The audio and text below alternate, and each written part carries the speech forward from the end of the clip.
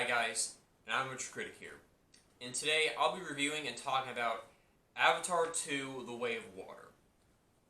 So today I'll be giving my thoughts on Avatar 2: The Way of Water, and I'll be talking about what I think about James Cameron's long-awaited sequel, Avatar 2: The Way of Water. And of course, Avatar 2: The Way of Water is written and directed by James Cameron. Nothing surprising about that at all whatsoever. Of course it's directed by the same guy. It's James Cameron's vision.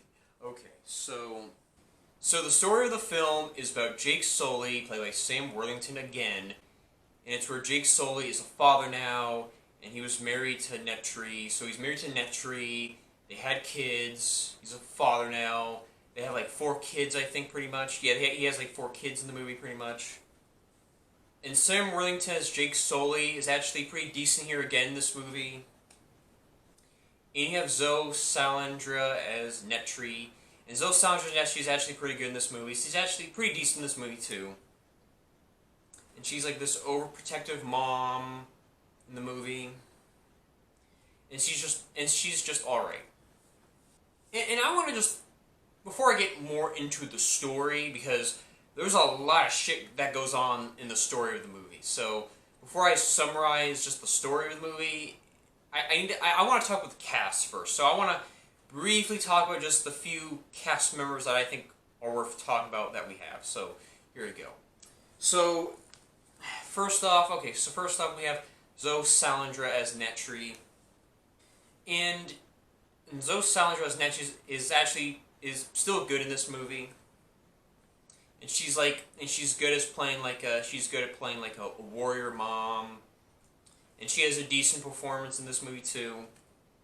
But she can be a little overdramatic sometimes, or over the top, or just her yelling and screaming because, I don't know, she does this like weird yelling and screaming thing. I don't know if that's a Navi thing, but that's why I make it a little overdramatic, a little over the top. But I don't know if that's a Navi thing, but that's just weird. I don't know, that's just her. I don't think that's just her personality. I think that's just her species does that. I mean, that's just, I don't know, maybe that's just her species, or her species do that, but I don't know, I don't care, whatever, but still. And now there's Sam Worthington's Jake Sully again. And I just think he's just okay in this movie too. And I just think he has a lot of cliches in his character. And let's be honest, his character arc is so predictable in this movie.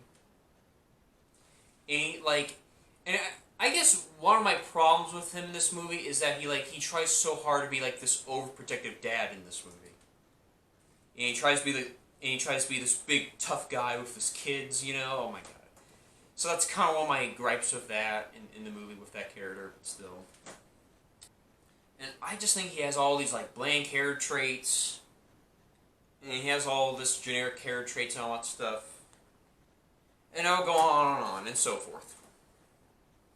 But in the end of the day, I just think Sam Worthington as Jake Sully was just alright in this movie. So there's that. Now there's Sigourney Weaver. Now there's Sigourney Weaver as Dr. Grace. And you may be wondering, like, how did she return some way? Didn't she die in the previous one?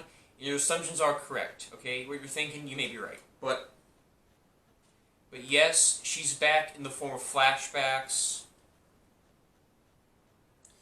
And yes, she's also playing a teenager or a young adult in this movie. I am not fucking kidding. I am not kidding. She also plays a teenager or a young adult in this movie. I am not fucking kidding. But now, first off, let me get this. Let me be clear about this. Let me get this straight. So yes, Dr. Grace appears in flashbacks in this movie, but at the same time, Sigourney Weaver voices a teenager or a young adult. An old woman voices a young teenager or a young adult, wherever the age might be. She voices a younger teenager. I'm not kidding. Now, hold up. Let me get this shit straight. Now, by the way, Sigourney Weaver just turned 70. So Sigourney Weaver is like 70 years old when she's voicing this character. Now, wait a minute. Now, let me get this straight. Now, the actress that she voices. Now the actress that does the voice just turned 7 years old. And let me get this straight. You have a 7-year-old woman voicing a young teenager girl, and I just frankly find that to be just a weird and strange choice. Like, that's just a weird and creepy choice by James Cameron's part. Okay, that was James Cameron's idea. Let that sink in. And I don't know what James Cameron was on when he had that idea, and I don't know what James Cameron was thinking, but that is some weird-ass shit right there. Like, that is just some really disturbing, weird-ass shit right there. That is some weird-ass, strange shit right there. Like, I don't know what James Cameron's deal is. I don't want to speculate the worst on James Cameron, but I don't want to assume the worst on James Cameron, but James Cameron, let's just say, does some questionable decisions and choices right there. Let me put it like that. James Cameron does some questionable decisions right there. Let me put it like that. Okay, then. I don't want to know what James Cameron was thinking right there, but still. Now, there's Stephen Lang, who plays Colonel Miles again. And you may be wondering, was he killed in the last movie? Didn't he die in the last movie? And you may be wondering, oh, wait, how is he back? Wasn't he killed in the last movie? Well, all those are correct, and if you asked, you're right. You see, he comes back in this movie as a clone, yes. Yeah, he comes back in the movie as a clone of a Navi body. I am not kidding. And they put his mind in the conscious of an Avatar body, yes. And yes, that's right. He comes back in the form of a clone of himself so that his mind conscience can be in the form of, can be inside the form of Avatar Navi's body. Yes, I am not kidding. But in the form, but he comes back, but he's cloned of himself, but in the form of a Avatar Navi, of a Navi Avatar. Now, I do like Stephen Lang as Colonel Miles' clone, and even though he's a clone of his former self, he still does a good job of pulling, he still does a good job, he still pulls it off as a good villain. In later the movie, and that he might have a redemption arc later, as the movie implies. And I think he was really good in this movie. And we later found out that he has a son, and he's torn between his son and his mission for revenge. Now, his son later joins him on his mission for revenge. I'll get to that.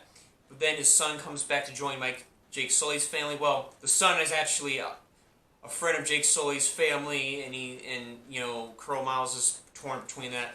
I'll get into that for more detail. I think I need to share that in more detail, okay? But still.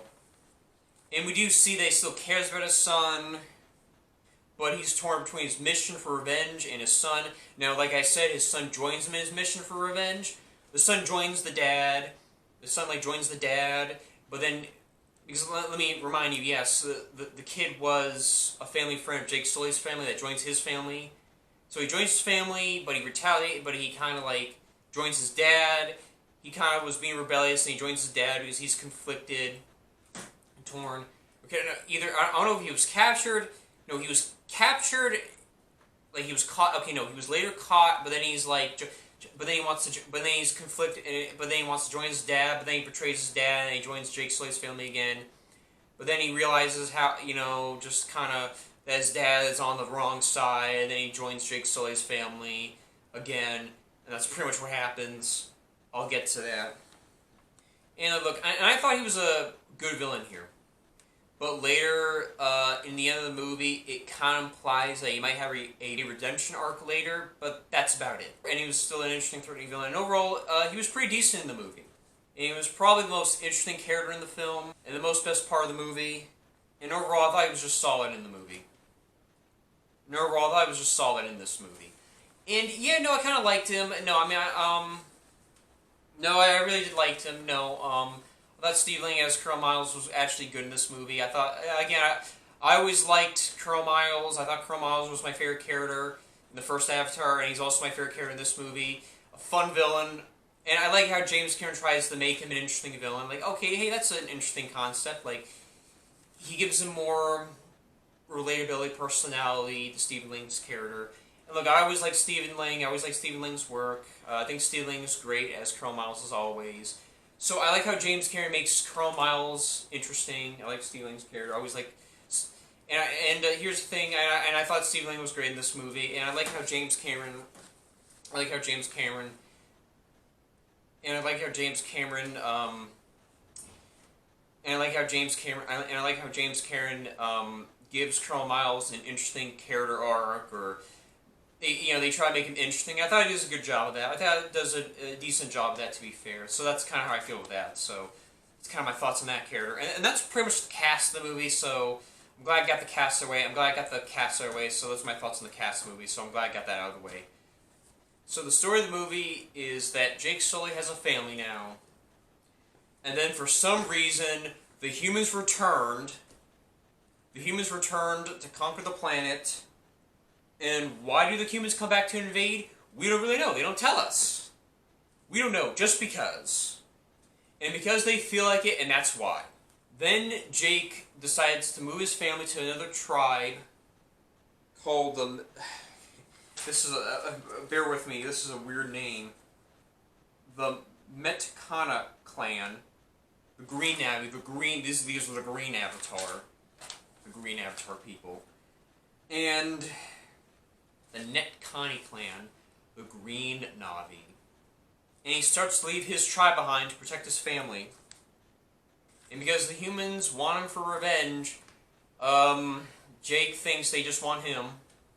So it's his responsibility to leave his tribe and to go to another tribe. Okay, so first of all, Jake, here's my criticism of this. Jake would never leave his tribe behind. Jake would never leave his tribe behind. He's basically the leader of that tribe. And he would never leave his people behind like that. And second, the idea that they want him and that he's taking responsibility is just silly to me. Let me explain. And it's silly to me because the humans want revenge or something. It's silly. It's ridiculous. Well, actually, no. I mean, I get why they want revenge because, he backstabbed them. Well, that, I can understand why they kind of want revenge because he kind of backstabbed the humans. He kind of basically backstabbed them or betrayed them. I get it. Well, he more like betrayed the mission. He didn't betray his kind. He's with some humans still, so he didn't betray his kind. He just backstabbed his own mission, pretty much. That's kind of it. He basically betrayed. He basically just didn't follow us, rejected him, so because he realized it was on the wrong side. He basically rejected him, didn't follow his orders, and he realized he was on the wrong side. And he wanted to become the good. He wanted to be on the good side, the right side of the Navi clan, and he realized the Navi clan was his home and all that stuff. But look. And I just think, and I just think it's just cowardly that he's just leaving his tribe behind.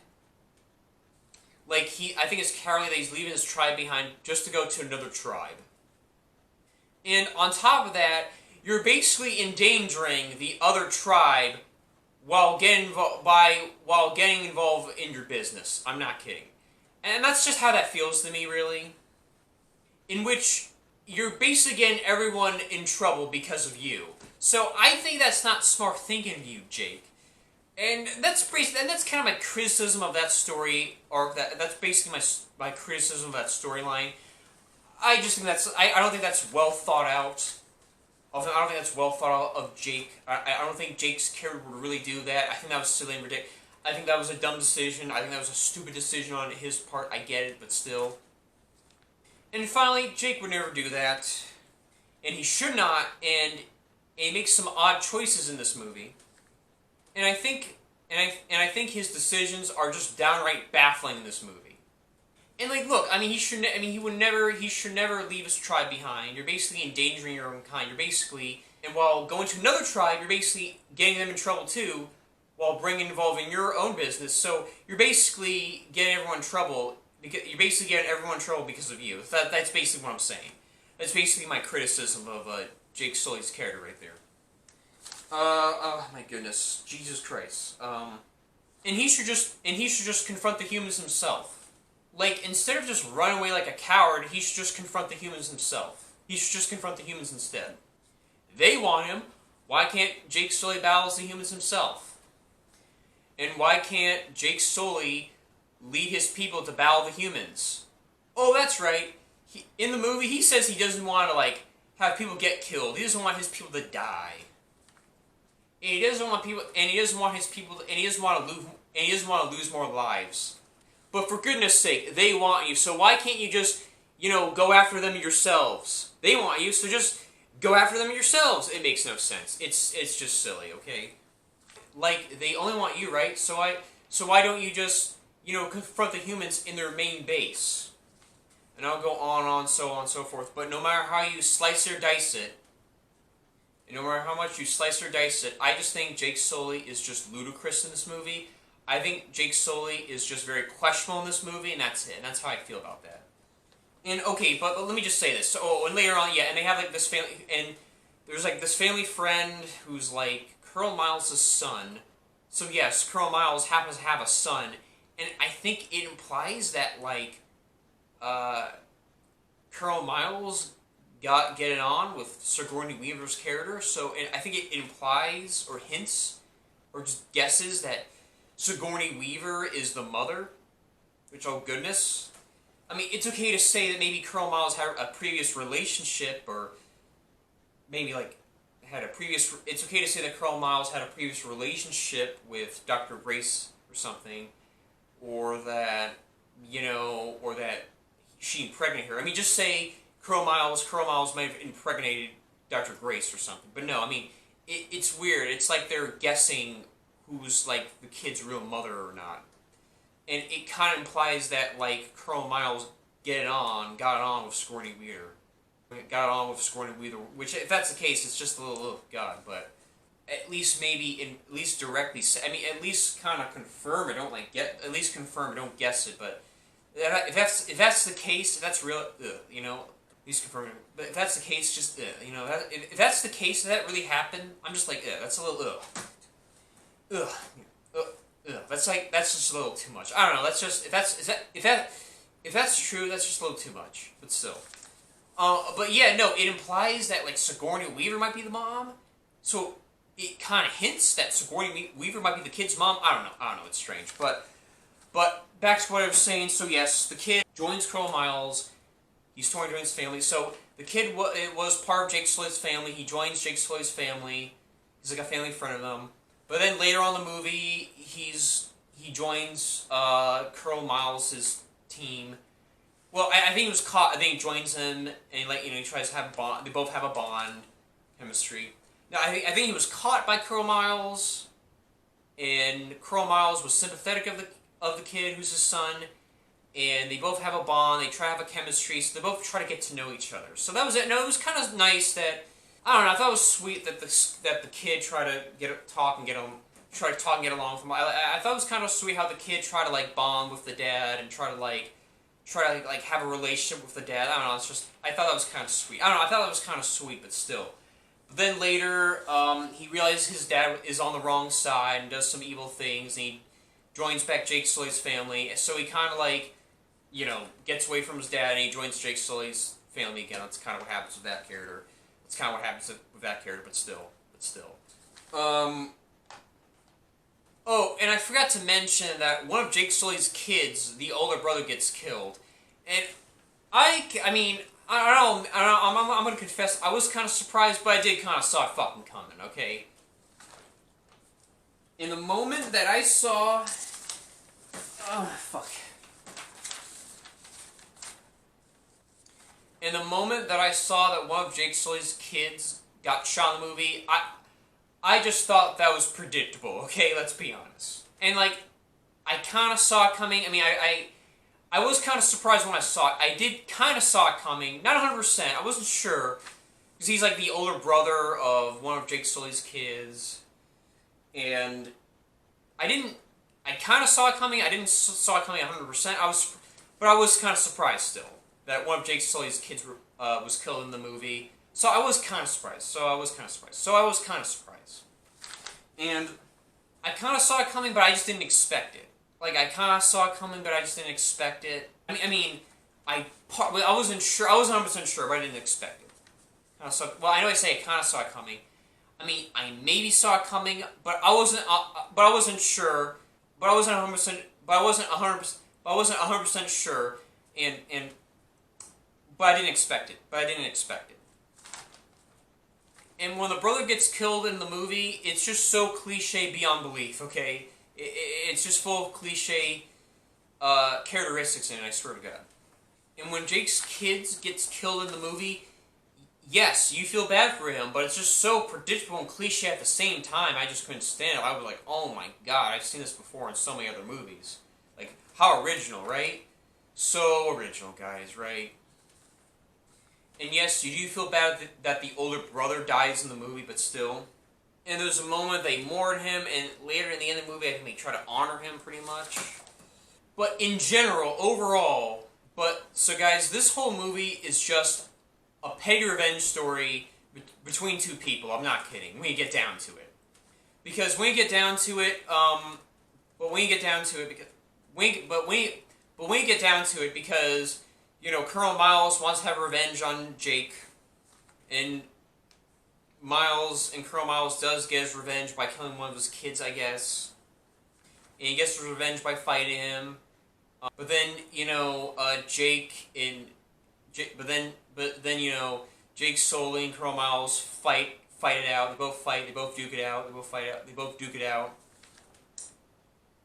But then Jake defeats Colonel Miles, and Jake Sully wins the fight over Colonel Miles. And I thought he was gonna die, but no. At the same time, Colonel Miles survived. And I thought he was gonna die, but no. Colonel Miles survived. But no, Colonel Miles survives. And he's saved by his son, and he was saved by his son, and he's saved by his son, and he's saved by his son. And Jake wins in the movie pretty much. That's pretty much it. And Jake kind of wins the and Jake wins the war, and Jake wins this, and Jake wins again in the battle. He wins again in this movie, so he wins again. So Jake wins again pretty much in this movie. Wins again in the battle, and he wins the battle again in this movie. That's pretty much it. But he survives, and he's saved by his son, and he's saddened and torn. But Colonel Miles survives, and he's saved by his son, and Colonel Miles is sad and torn. And Colonel Miles is sad and torn. And Colonel Miles is sad and torn that his son joins Jake's family, pretty much. That his son joins Jake. And and the son goes back and forth in between sides. And the son goes back and forth in between sides.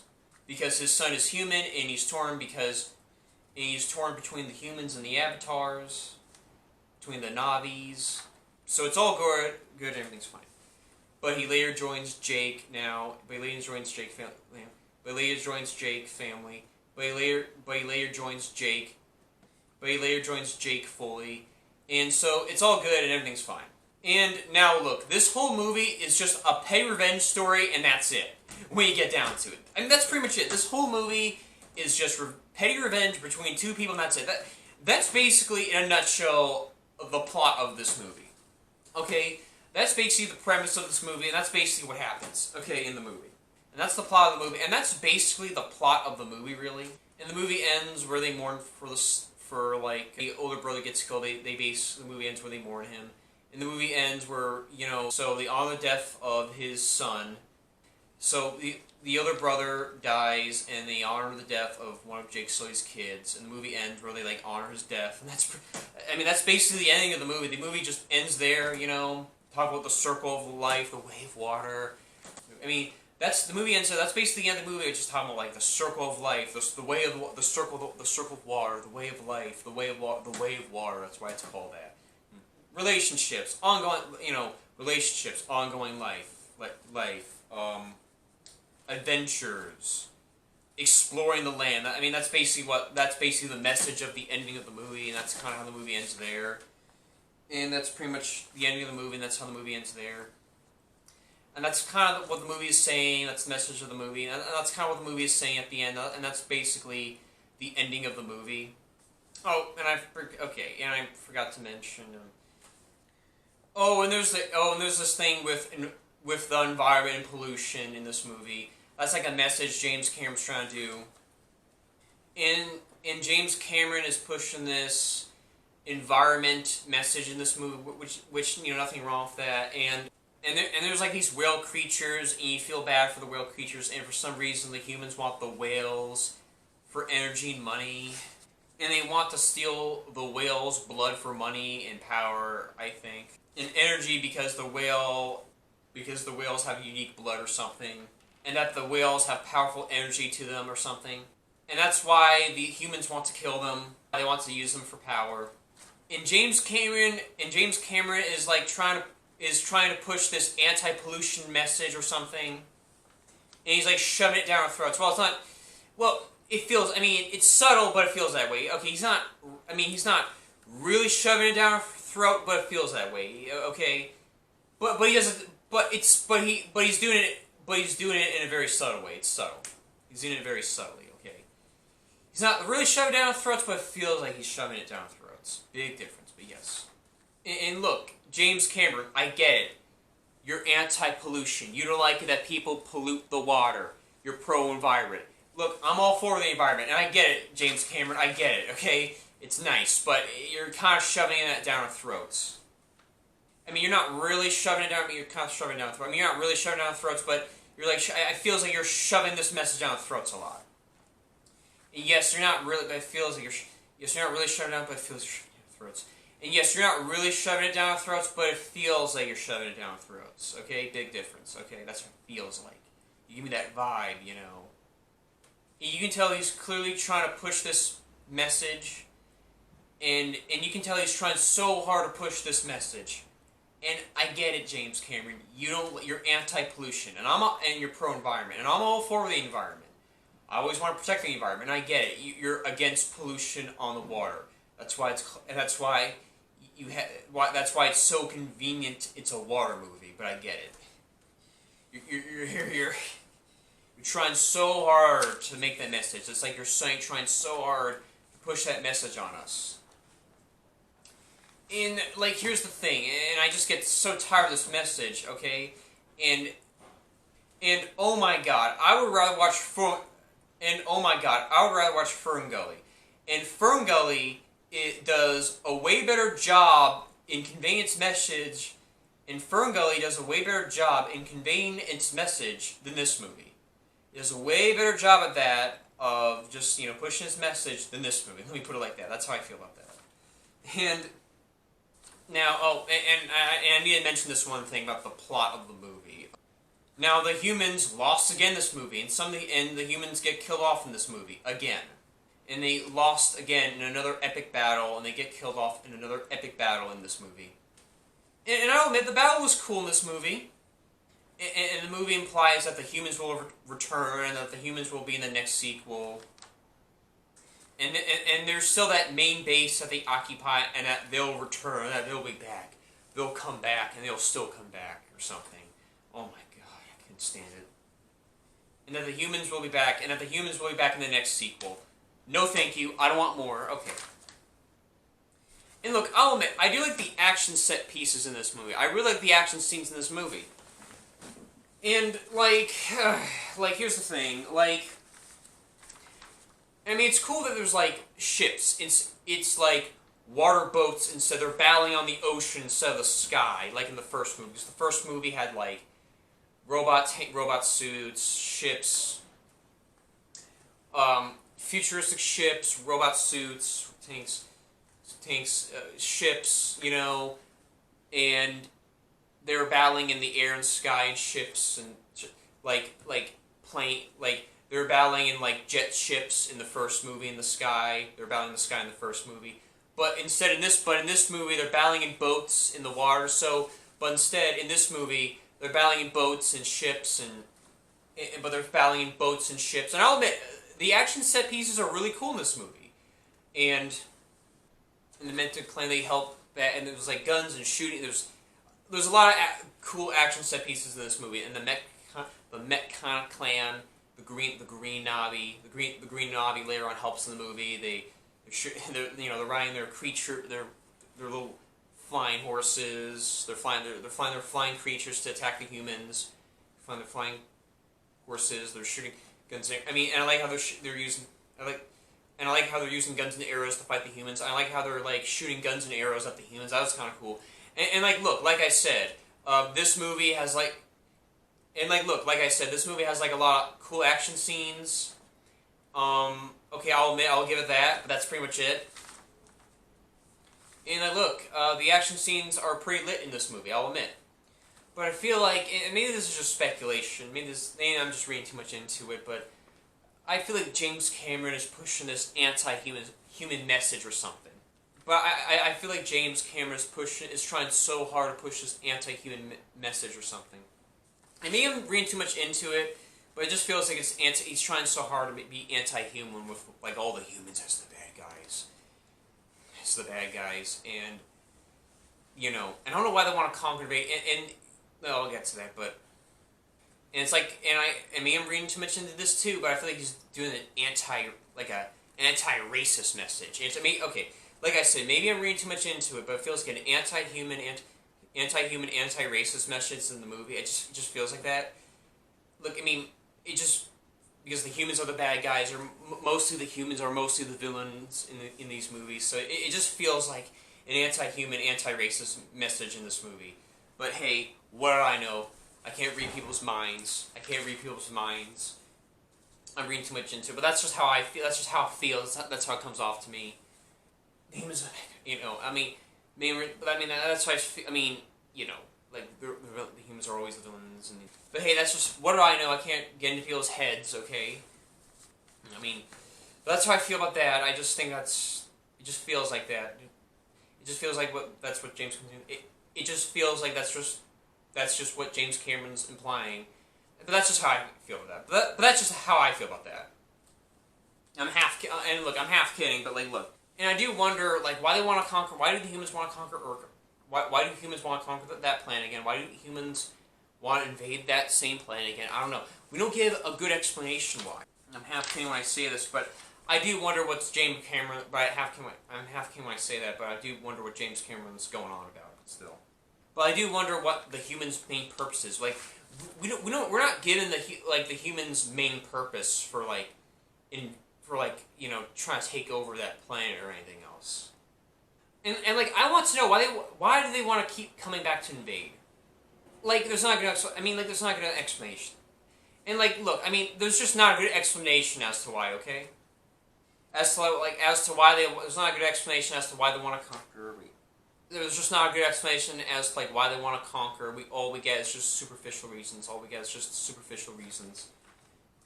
And it's all the good, and it's all the old good versus evil trope. And all this comes off flat and generic as hell. Oh, and I forgot to mention that the Green Navi is the Mekana clan. The Green Navi is called the Mekana clan. And the Green People tribe are here instead of the Blue People tribe here instead. So there's that. So we get the Green People instead of the Blue People Navi tribe. Blue People Navi. And the Green Navi here are called the Mekana clan. The Mekana clan are just there in the movie because of Jake Sully. And the Mekana clan are alright in this movie. Like, I don't mind them in the film, and they're just okay in the movie. And it's too bad that Jake Sully got them involved in this mess, but still. When you think about it, they were almost endangered because of him, but still. And, well, at least later on, they help him out later on in the movie, so at least they helped him out later on in the movie, so there's that. So at least they did that in the movie, so that's kind of it. But that's kind of my thoughts on how I feel about that, but still. And you guys know how I feel about the first Avatar.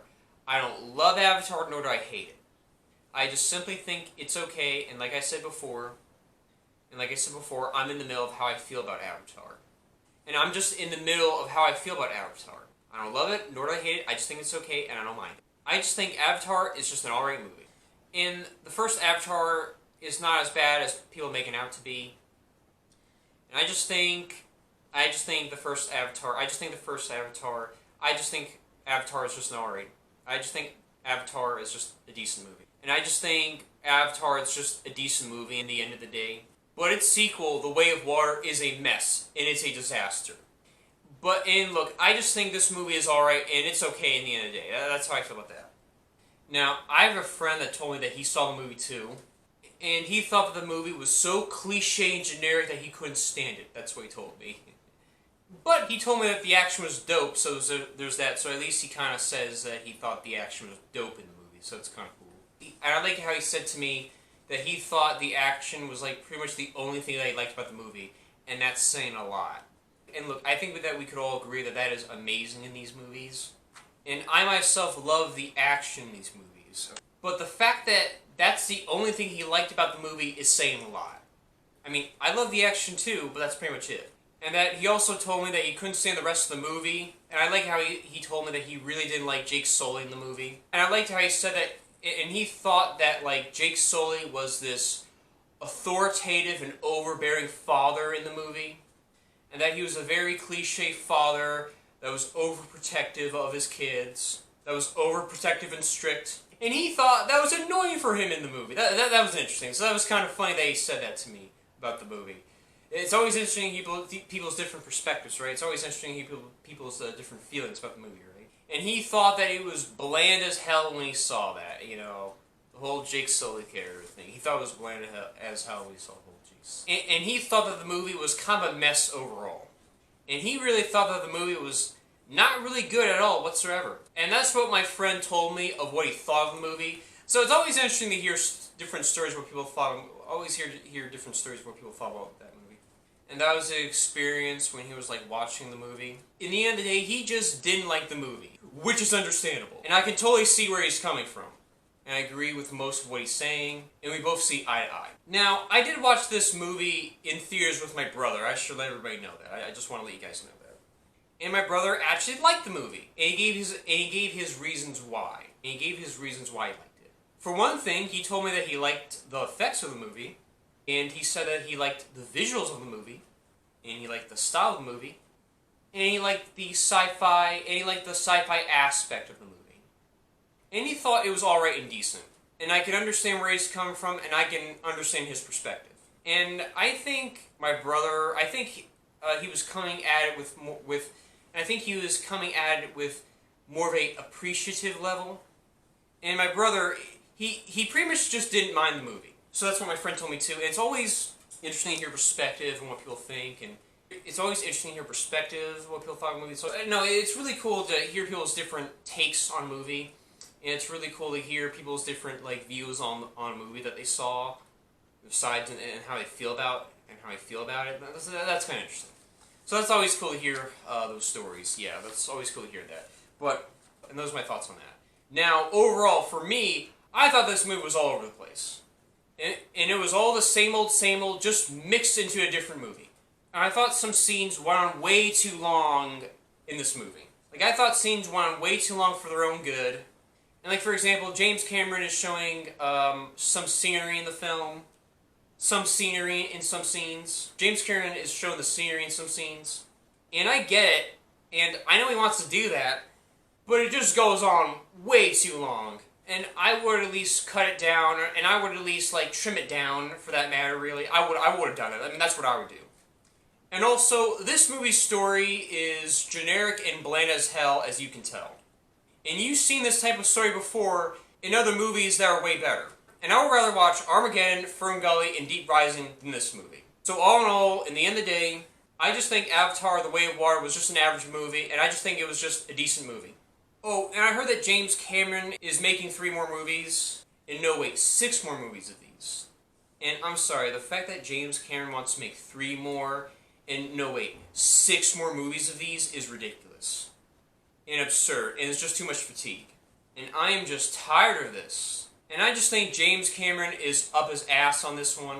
And James Cameron, he needs a break. James Cameron, he needs to stop. He needs a break. He needs to stop. I think James Cameron needs to do something else. And I think James Cameron should just check himself on the mirror. And because I'm just tired of these movies. And I'm not interested in seeing any more of these movies.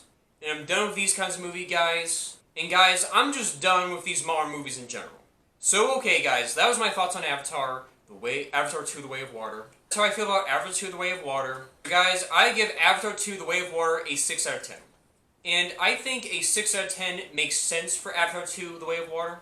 So those are my thoughts on that. So guys, I'm Retro Critic, and I'm out. And I'll see you guys later. And I'll see you guys next time, and I'll see you guys in the next video, and I'll see you guys around. And peace out, and bye.